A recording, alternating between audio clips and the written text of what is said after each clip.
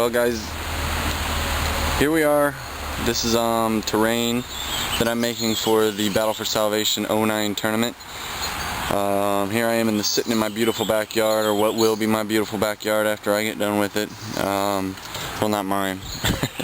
Anyway, so what we're getting to is this. I'm flocking a piece of area terrain that I'm making out of the set. One of the things that just happened, I just tore off the part of the building that I had sitting here, and one of the reasons that I go to extent, such lengthy extent when I'm constructing these things and put is so that they stand up to things. So this just shows me that I didn't do a good enough job gluing it down. So I spend money on the better glues. This is a wood glue is what I use for flocking. I think it's called PVC glue, PVA glue. It's just wood glue is just undiluted, basically Elmer's glue. So if you're doing flocking on your models, it's better to use wood glue. It's a lot stronger when it dries, you know. I paint it on. It's dilutable in water. I paint it on, and then I sprinkle it on, and then when you've got like such a thick layer, I ain't wasting almost any of it. I'm doing it, and then I pour like a heavy layer on, and then I push it down. That pushes it into the glue, and I go through several. You guys know the way it goes with battery problems and everything. So here we are now. I just finished. I finished over there. I was doing that before, and batteries ran out.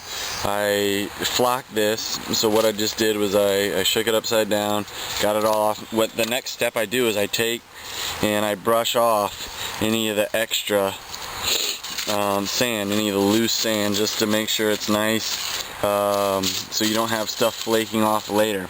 The only step I have left to do, I'm going to mount something on this, and the only thing I have left to do on this is I'm going to spraying it again. And the reason I'm knocking the really loose stuff off is durability, because once you get that coat of paint, if one of these, you know, which they eventually will, if one of these pieces of flock come off, you know, you'll be able to see it. So you don't want a whole bunch coming off, because then that's when your board looks like shit and worn. Which will eventually happen, but I'm just looking to see if I do this. I mean, when on a black board, dry brush gray, you're not going to notice that there's missing a few pieces here, you know, as long as it's all the right colors and stuff. So just going over it really good, rubbing it really hard. And the reason I'm going to spray it, well, I want it for color.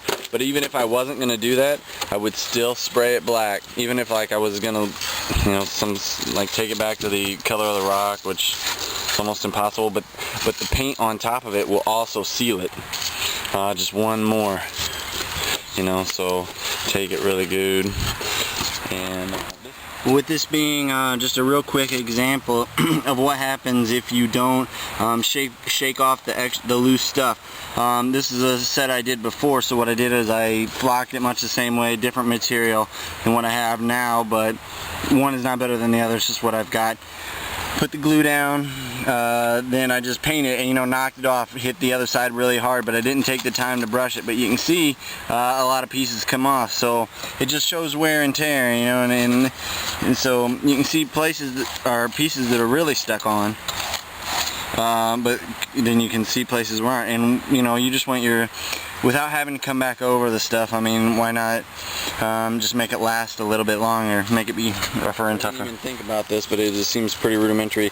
Lay a couple pieces of paper, newspaper down, overlapping each other, not butting up against each other.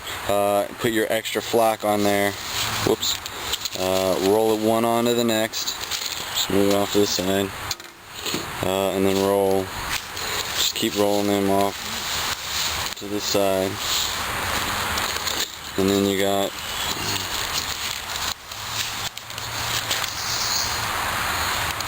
dump it back in your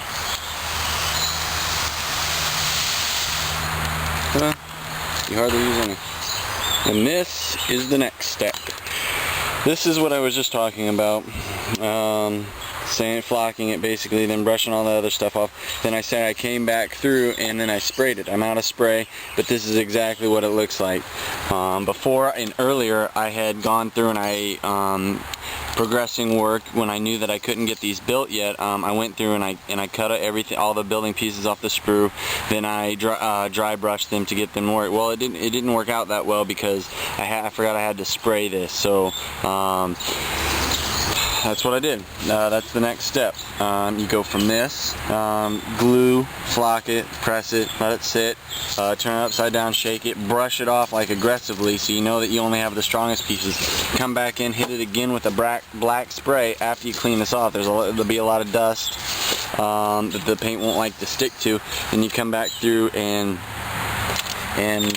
spray it again with some black primer.